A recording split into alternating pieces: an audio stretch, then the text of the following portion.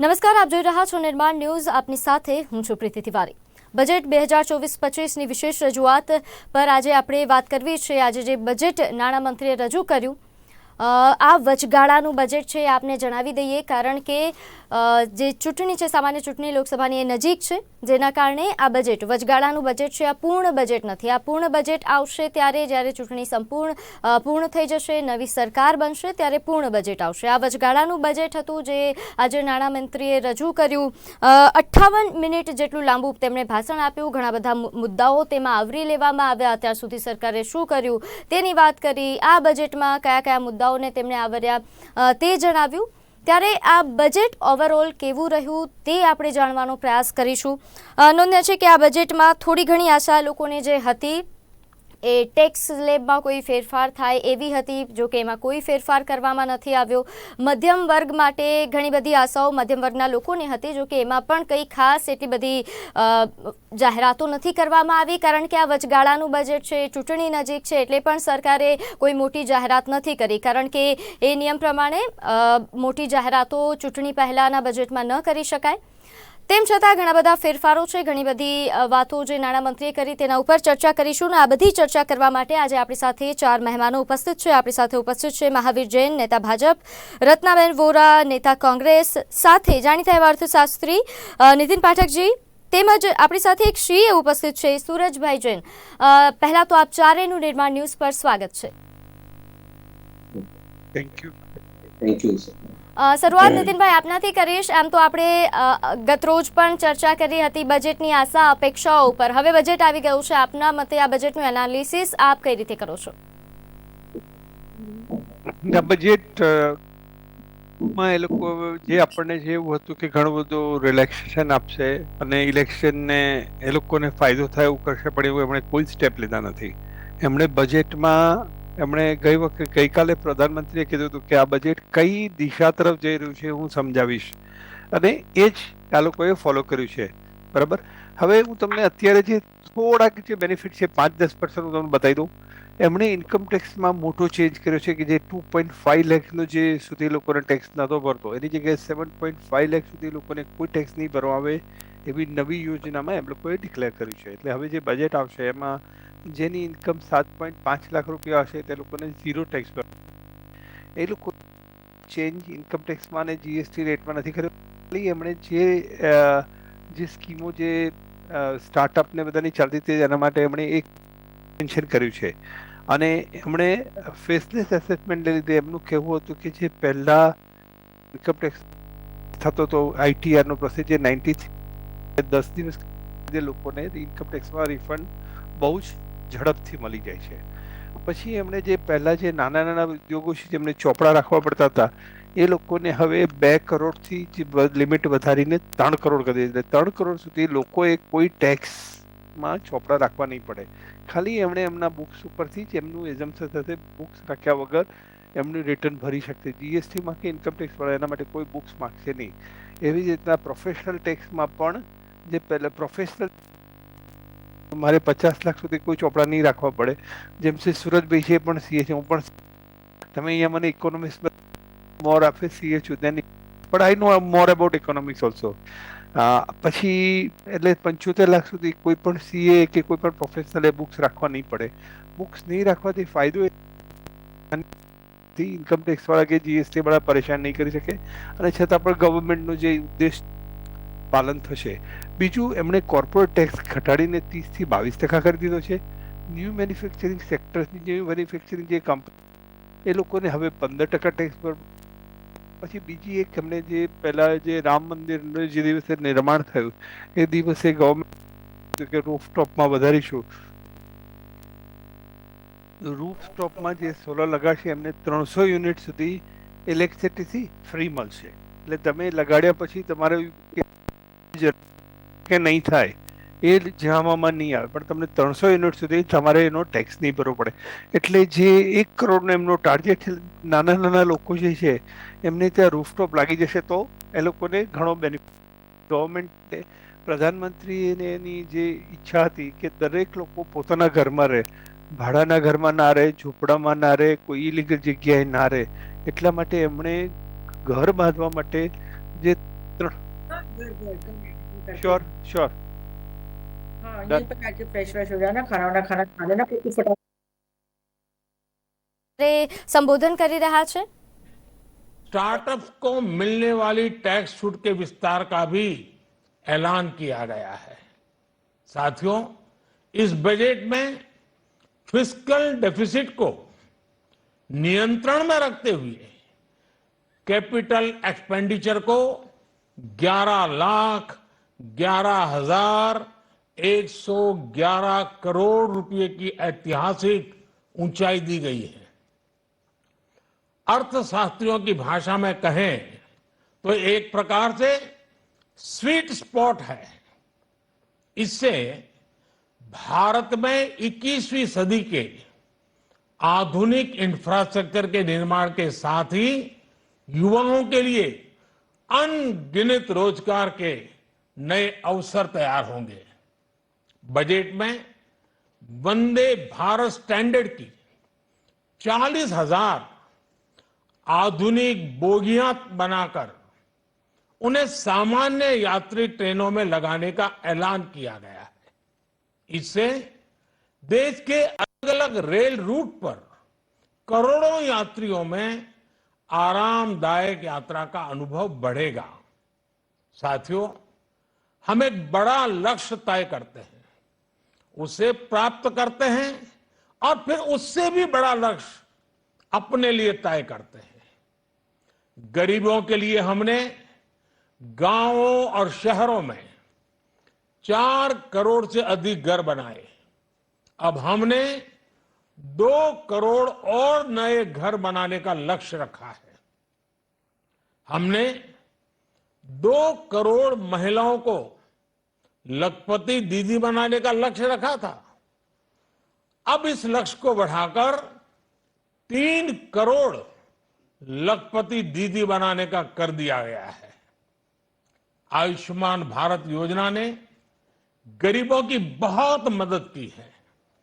अब आंगनवाड़ी और आशा वर्कर, उन सबको इस योजना का लाभ मिलेगा।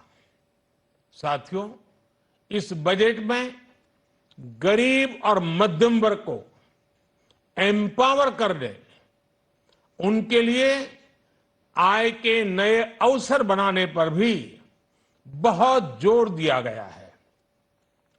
रूफटॉप सोलर अभियान में 1 करोड़ परिवारों को सोलर रूफटॉप के माध्यम से मुफ्त बिजली प्राप्त होगी।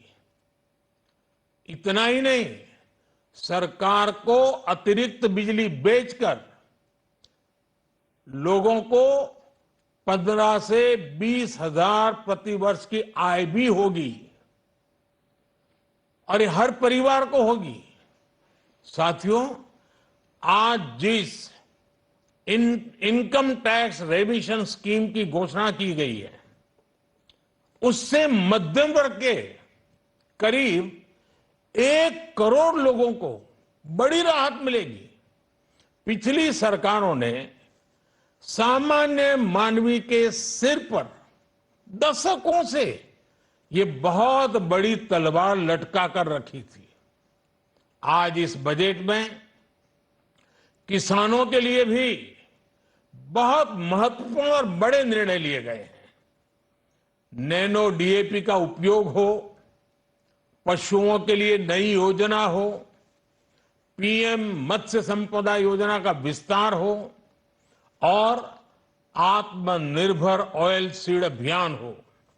इससे किसानों की आय बढ़ेगी और खर्च कम होगा। मैं एक बार फिर सभी देशवासियों को इस ऐतिहासिक बजट के लिए शुभकामनाएं देता हूं। बहुत बहुत धन्यवाद। બજેટ પર સંબોધન કર્યું અને તેમણે એ જ વાત કરી કે આ બજેટ એ વિકસિત ભારતને ધ્યાનમાં રાખીને બનાવવામાં આવ્યું છે। આ ઉપરાંત આ બજેટમાં જે મુખ્ય મુદ્દાઓની તેમણે વાત કરી, આંગણવાડી, આશા વર્કર બહેનો માટે, લખપતિ દીદીને એટલે કે મહિલાઓ માટે વાત કરી, કિસાનો માટે વાત કરી, ગરીબ અને મધ્યમ વર્ગ માટે વાત કરી। ફરીથી આનું એનાલિસિસ જે આપ કરી રહ્યા હતા નીતિનભાઈ, આપની વાત 2 મિનિટમાં પૂરી કરજો। આપનું માઇક અનમ્યુટ કરશો પ્લીઝ. નીતિનભાઈ આપનું માઇક અનમ્યુટ કરશો. જી આપણે ક્યાં હતા હું ભૂલી ગયો, પણ સ્ટાર્ટઅપમાં રૂફટોપમાં મોદી સાહેબે અત્યારે ફરી કીધું કે 1 લાખ લોકોને 1 કરોડ લોકોને અમે રૂફટોપ આપીશું, એમાંથી એમને 300 યુનિટ સુધી ઇલેક્ટ્રિસિટી ફ્રી મળશે, પ્લસ એ જે ગવર્મેન્ટને જે જગ્યા જે યુનિટ વેચશે એમાંથી પણ ઇન્કમ થશે. અને એમણે હમણાં મોદી સાહેબે પણ કીધું કે 1 કરોડ ટેક્સ પેયરને કે જેની ડિમાન્ડ 25,000 કે 10,000થી ઓછા હશે એ લોકોને હવે ટેક્સ ભરવો નહીં પડે, એમ છે એકદમ સેટ આઉટ થઈ જશે. અને જે એસએચજી જે નાના નાના ગામમાં જે લોકો જે સ્કીમ ચલાવે છે મહિલાઓ માટે, એમાંથી એ લોકો શું કરે છે કે એમના પૈસા એક ગ્રુપ બનાવે, એને આપે, એમાંથી એ લોકોએ કીધું કે અમે 1 કરોડ લાખપતિ બનાવે, 1 કરોડ લોકોને 1 લાખપતિ બનાવે, એનો એ લોકોનો ટાર્ગેટ છે. આ જે સ્કીમ છે એનાથી મહિલાઓ એકદમ એફિશિયન્ટ થાય છે, પણ સારું ચાલતું થઈ જાય છે. બીજા ઘણા બધા પોઈન્ટ છે, હું પછી ફરી કહીશ, અત્યારે બીજાને ચાન્સ આપીએ છીએ, बराबर ने. सूरज जी, अगर बजट में हमें आशा जो थी कि इनकम टैक्स स्लैब में कुछ बदलाव होंगे या फिर कुछ सस्ता या कुछ महंगा हो, ऐसा कुछ नहीं हुआ. आपके हिसाब से आप किस तरह से इस बजट का आकलन करते हैं? तो एक्चुअली मेरे हिसाब से एक्चुअली जो मोदी सरकार का ये जो बजट है, राइट, तो ये इलेक्शन जो बजट है, राइट, तो अभी ये क्या है कि जो इलेक्शन आने वाला है अभी, तो ये इंटरिम बजट है, ये फुल एंड फाइनल बजट है नहीं, ठीक है. तो एक्चुअली इसमें मतलब ये आम आदमी के लिए पिछली बार जो बजट था वही सेम रखा हुआ है मोदी सरकार ने. और दूसरा एक्चुअली क्या है कि जो जुलाई में ये बजट को वापस कुछ चेंजेस देखने को मिल सकते हैं इसमें. इनकम टैक्स जो डायरेक्ट टैक्स, इनडायरेक्ट टैक्सेस में कुछ जो कोई चेंजेस नहीं है, स्लैब में कोई चेंज नहीं है, जो भी नहीं है, तो वो शायद अपने को ऐसा लग सकता है कि जुलाई में वो कुछ इनकम टैक्स में रैशनलाइजेशन करे या स्लैब बढ़ाए या कुछ लिमिट को बढ़ाए, उसमें कुछ डिडक्शन या कुछ और दे जो, और सैलरी मिडिल क्लास लोगों के जो सैलरी पर्सन है उनके लिए जो स्टैंडर्ड है जो भी लिए थोड़ा वो बढ़ाए. तो वैसा कुछ अपने को जुलाई ये जो इंटरिम बजट है तो इसमें कुछ एज एक्सपेक्टेड कुछ देखने को मिला नहीं, तो वो शायद जुलाई में आ सकता है ऐसा. બજેટને લઈને જે આશા અપેક્ષાઓ હતી, કારણ કે આ ચૂંટણી પહેલાનું બજેટ છે એટલે કોઈ મોટી જાહેરાતની અપેક્ષા નથી, તેમ છતાં એવું હતું કે કદાચ ટેક્સ સ્લેબમાં કોઈ ફેરફાર થાય અથવા તો મધ્યમ વર્ગને કોઈક એવી જાહેરાત થાય તેમના માટે, તેમના વિકાસ માટે, પણ એટલું ખાસ કોઈ ઇન્ટરેસ્ટિંગ બજેટ નથી જોવા મળ્યું. હું જરૂરથી જણાવીશ કે આપણે વાત કરી હતી કે બજેટ ઓકે બોલશો. હા, એક જ મંતવ્ય હતું કે ભાઈ આ ચૂંટણીલક્ષી બજેટ હશે ને આમાં સરકાર બધું ચૂંટણીના એંગલથી કરશે, પરંતુ આપ જોશો કે સરકાર બધા વર્ગો માટે સમતર વિચારીને એને ઇમ્પ્લિમેન્ટ કરે છે અને ડેફિનેટલી જે પણ કરેક્શન કરવાના છે એ ચૂંટણી સારા નવા નોર્મ સાથે સરકાર એક પોલિસી લઈને આવશે. અને તમે જોઈ શકો છો કે જે ગયા બજેટ છે એના કરતા આ બજેટ જે અમે કમ્પેરિઝન કરીએ તો બધા વર્ગોને સમતરતા આપીને, જે ખાસ કરીને જે વંચિત મહિલા છે અને પાછલું વર્ગ છે એના માટે સરકારે ખાસ ફોકસ કર્યું છે. 2 લાખથી 3 લાખ માટે જે હમણાં જે સુરેશભાઈ વાત કરી, અને ખાસ કરીને જે મિડલ ક્લાસ માટે જે ટેક્સ નું જે રૂફ છે એ 7 લાખ સુધી વર્કિંગ કર્યું છે, અને રૂફ ટોપ માટે પણ, એટલે જે મિડલ વર્ગ છે અને બિલો મિડલ વર્ગ છે એના માટે સરકારે ખાસ વિચાર કર્યું છે. આ મંદીનો દોર ચાલી દુનિયામાં, એમાં આ જે વર્ક છે એને સસ્ટેન કરવા માટે જે વસ્તુ બેઝિક લેવલ પર કરવાની છે એ સરકાર જે બજેટમાં ફોકસ છે એ કર્યું છે. અને મારું કેવું છે કે આ બજેટ જે છે એ 2047ના જે વિકસિત ભારત છે એનું જે બધાનું જે કેવું છે એ એના માટેનું એ જે બેઝ છે ગયા વર્ષે મૂકવામાં આવ્યું હતું એને અનુલક્ષીને આપણે આ બજેટમાં ટોટલી ફોકસ, કારણ કે જે ગ્લોબલ ઇકોનોમી લેવલ પર જે યુપીએ સરકાર હતી ત્યારે 10મા નંબર પર હતી, પણ આ છેલ્લા 10 વર્ષમાં જ આપણે 10માંથી 5 નંબર પર ગ્લોબલ ઇકોનોમીમાં આવી ગયા છે. અને જે ફાઇનાન્સ મિનિસ્ટરે કીધું કે 25 લાખ જેટલા લોકો એ ગરીબ વર્ગમાંથી બહાર નીકળ્યા છે, જે યુપીએ સરકાર વખતે 41% જેટલી ગરીબી રેખા નીચે છે, અને આ 10 વર્ષમાં જ 135 મિલિયન જેટલા ગરીબ લોકો આમાંથી ઉભરી આવ્યા છે. એટલે ખરેખર જે સરકારને કૃષિમાં પણ ખાસ કરીને હજુ ખાસ હું જણાવવા માંગીશ કે જે ખેડૂત વર્ગ છે એના માટે જે સ્કીમો લાવી છે, અને એનામાં પણ 21,000 કરોડ ટોટલી જે યુપીએ સરકાર છે એ ટાઈમે ફાળવતી હતી 2013 પહેલા 21,138 કરોડ એમને ફાળવેલા. પરંતુ આ જે રેશિયો છે 10 વર્ષમાં સરકારે 6 ટાઈમ્સ વધારીને 1.25 લાખ કરોડ જેટલું એમાં ફાળવણી કરી છે. એટલે કૃષિ જે ઉદ્યોગ છે, કૃષિ જે ફાર્મર્સ છે એના માટે ખાસ કરીને એમણે ફોકસ કર્યું છે કે જે પણ જે નવી પદ્ધતિથી આપણે આને રિવોલ્યુશન કહી શકાય એના માટેનું આખું વર્કિંગ કર્યું છે. અને ડેફિનેટલી જીએસટી અને એક દેશ એક માર્કેટ જે કીધું છે એ પ્રમાણે ખરેખર ઘણા એવા નોર્મ્સ કરેક્શન થયા છે જે તકલીફ પડતી હતી વેપારી વર્ગને જીએસટીમાં, એમાં બધા જ એવા સ્મૂથ લેવલ પર હમણાં જીએસટી કામ કરી રહ્યું છે. અને મેડિકલ લેવલ પર તમે જોશો તો મેડિકલ કોલેજ ઘણી એવી વસ્તુ જે ફર્સ્ટ ટાઈમ એવર થઈ છે, ટ્રાન્સપોર્ટ અને રેલવે યુનિવર્સિટી જે આ સરકાર જ લાવી છે. અને સિલવાસામાં આપણા ગુજરાતમાં સિલવાસામાં મેડિકલ કોલેજ જે ફર્સ્ટ ટાઈમ એવર થયું છે. ઘણી વસ્તુ જે તમને અપના ઘર છે, અને ખાસ કરીને પશુપાલકો માટે પણ ન્યૂ સ્કીમ લાવી છે.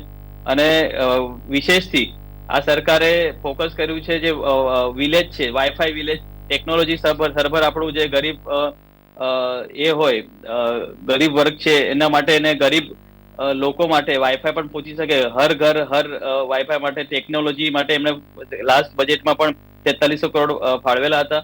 અને 12,990 જેવા ગામોમાં વાઈફાઈ આજની તારીખે આપ તમે જોઈ શકો છો, ને એ આખું જે કવરેજ છે એ પણ વધવાનું છે. અને રેલવે અને જે ઇન્ફ્રા લેવલ પર જે કન્સ્ટ્રક્શન લેવલ પર તમે જોશો તો 20,000 કિલોમીટર યુપીએ સરકાર કરતી હતી, ફક્ત 10 વર્ષમાં જ આપણે 40,000 કિલોમીટરનું રેલવે લાઇન આપણે ડેવલપ કરી છે. અને એ બધી વસ્તુ ફક્ત ને ફક્ત 10 વર્ષના સ્પાનમાં થઈ છે. અને હેલ્થ એજ્યુકેશનમાં તમને કહીશ કે હેલ્થ લેવલ પર તો ખરેખર જબરદસ્ત રિફોર્મ્સ લાવ્યા છે. 15 જેટલી નવી એમ્સ આ સરકારે ઊભી કરી છે. અને 2 લાખ જેટલા મેડિકલ કેમ્પ ગયા વર્ષે આપણે કર્યા હતા. 5 લાખ જેટલા લોકોને ચેકઅપ કર્યું છે. અને સૌથી મહત્વનું સિકલ સેલ જે બીમારીનું આપણે યુપીએ સરકારે કદાચ ફોકસ પણ નહીં કર્યું, 31 લાખ લોકો જેટલા લોકોને આપણે અમારી સરકારે એના લોકોને આવરી લઈને એમની એનું જે નિવારણ કર્યું છે એ બીમારીનું. અને ખાસ કરીને આયુષ્યમાન કાર્ડનું 2,61,000 આયુષ્યમાન કાર્ડ ગયા વર્ષે ઇસ્યુ કર્યા હતા. અને આ વર્ષે સરકારે કીધું કે એમાં પણ વધારો કરવામાં આવશે. એટલે જે ગરીબ વર્ગને જે બેઝિક ફેસિલિટી છે અને જે વિકસિત દેશ તરીકે નિર્માણ કરવા માટેની જે પર કેપિટા ઇન્કમ થી લઈને બધી જ વસ્તુમાં સરકાર ફોકસ કરી રહી છે, કરવામાં આવે છે. રત્નાબેન, શું આપના મતે આ બજેટ અને જે સરકાર વાત કરે છે કે આ આર્થિક વિકાસના રોડમેપ જેવું બજેટ છે, વિકસિત ભારતને ધ્યાનમાં રાખીને બનાવેલું બજેટ છે, આપની પ્રતિક્રિયા? પ્રતિબેન, હું તો એ જ કહીશ કે મોદી સાહેબ છે ને, આપણા શ્રી નરેન્દ્ર મોદીજી એ હથેલીમાં ચાંદ બતાવવા માટે બહુ જ માહિર છે. એમને ગમે એટલા લચ્છેદાર ભાષણ કરાવી દો ને તો એ લચ્છેદાર ભાષણ કરશે અને લોકોને ગોળ ગોળ ભમરાવી દેશે. હું તો બજેટ એક સામાન્ય વ્યક્તિના પોઈન્ટ ઓફ વ્યૂથી વાત કરું છું. મને આંકડા નથી ખબર પડતા. હું ચોખ્ખી વાત કરું કે મારા ઘરનું બજેટ જો ખરાબ થાય છે ને તો આ મોદી ગવર્મેન્ટના લીધે થાય છે. મારા ઘરમાં જે તેલનો બાટલો હતો અને તેલનું જે ડબ્બો હતો એ અત્યારે 3,000 ઉપર થઈ ગયું છે. મને તો એટલું ખબર પડે છે કે મારું બાળક જ્યારે સ્ટેશનરી શોપ ઉપર જાય છે તો સ્ટેશનરીની બધી આઈટમો ઉપર મોદી સાહેબે જીએસટી લગાવી દીધી છે. અને જીએસટી લગાવવાથી મારા ઘરનું બજેટ તો બગડી ગયું છે. એટલે આ જે વાતો છે ને, આ આંકડાકીય માયાજાલ છે. ગઈ ફેરા પણ હતું, એ ફેરા પણ હતું, એના પહેલા પણ હતું. અને મોટી મોટી વિકસિત ભારતની જ્યાં વાતો કરતા હોય ને, તો મારે તો એ જ કહેવું છે કે જો તમે ખરેખર વિકસિત થઈ ગયા હોય ને તો 80-81 કરોડ જનતાને તમારે મફત રાશન આપવાની જરૂર ના પડી હોત. એટલે બહુ ચોખ્ખી વાત કરું છું કે આ બધી માયાજાલ છે. ચૂંટણીઓ આવે છે ને જાય છે, એટલા માટે આ બધું નજર રાખીને વાત કરો છો. હું તો એ કહું છું કે ભાઈ ઘરમાં તમે પૈસા નથી અને તમે દેવું કરીને દિવાળી બનાવો એ કોણે કીધું હશે? અહીંયા તમારે આપને ખબર હશે કે છેલ્લા 60 વર્ષમાં જ્યાં સુધી કોંગ્રેસનું શાસન હતું ત્યારે ભારત દેશનું દેવાં ખાલી 55 લાખ હતું અને આજે 205 લાખ કરોડ રૂપિયા દેવું થઈ ગયું છે. પહેલા 55 લાખ કરોડ, અત્યારે 205 લાખ કરોડનું દેવું થઈ ગયું છે. હવે આ દેવું કોણ ભરશે? તમને તો તાઇફા કરવા છે, તમને નાટકો કરવા છે, તમને દિયાઓ કરવા છે, તમને હજારો કરોડના 8000 કરોડના પ્લેનમાં ફરવું છે, તમારે 10 લાખનું તો એક સૂટ પહેરવું છે, તમારે 1 લાખ રૂપિયાનો પેન અને 1.5 લાખનો ચશ્મો રાખવો છે. અરે ગરીબ દેશ છે ભાઈ, ગરીબ દેશમાં આવા હવે શું કહું, ફેશન પરેડ ના હોય, એક દિવસમાં 10 ડ્રેસો ના બદલાય. તમે ગરીબ દેશના પ્રધાનમંત્રી છો, તમે કર્પૂરી ઠાકુરને ભારત રત્નનું એવોર્ડ આપ્યું છે ને, તો જરા શીખો. ભારત રત્ન જે કર્પૂરી ઠાકુર હતા એમનું શું, કેવી રીતે રહેતા હતા, એમના મનમાં પહેલા ગરીબ હતા પછી પોતે હતા. 8000 કરોડના પ્લેનમાં ફરતા શરમ આવે છે? આ એક ગરીબ દેશના પ્રધાનમંત્રીને આવા કોઈ પ્લેનમાં ફરવાનું, તાઇફા કરવાની શું જરૂર હોઈ શકે છે? તો આ બજેટ હોય કે પહેલાના છેલ્લા 10 વર્ષના બજેટ હોય, હું તો કહું છું કચરાની ટોપલીમાં ફેંકી દેવા વાળો બજેટ છે. કોઈને સારું લાગે તો લાગે, ખોટું લાગે તો લાગે, પરંતુ જે હકીકત છે એ ચોખ્ખી છે. કારણ કે ગરીબ માણસ પીસાઈ રહ્યું છે, બેરોજગારી વધી ગઈ છે. આજે એક PhD કરેલું અને ગ્રેજ્યુએટ કરેલું માણસ પણ PM ની સીટ ઉપર પરીક્ષામાં ઉભો થઈ જાય છે. ખુશ નથી આ બજેટ જી, એટલે બોગસ બજેટ છે ને આ બજેટ ખાલી ને ખાલી. જી રત્નાબેન, એટલે વિપક્ષ આ બજેટથી ખુશ નથી. સત્તા પક્ષના દાવાઓ છે કે વિકસિત ભારતના રોડમેપ માટેનું આ બજેટ છે. આ ચર્ચાને હજુ આગળ વધારીશું. હાલ સમય થયો છે એક નાનકડા વિરામનું. આપણે ફરી મળીએ.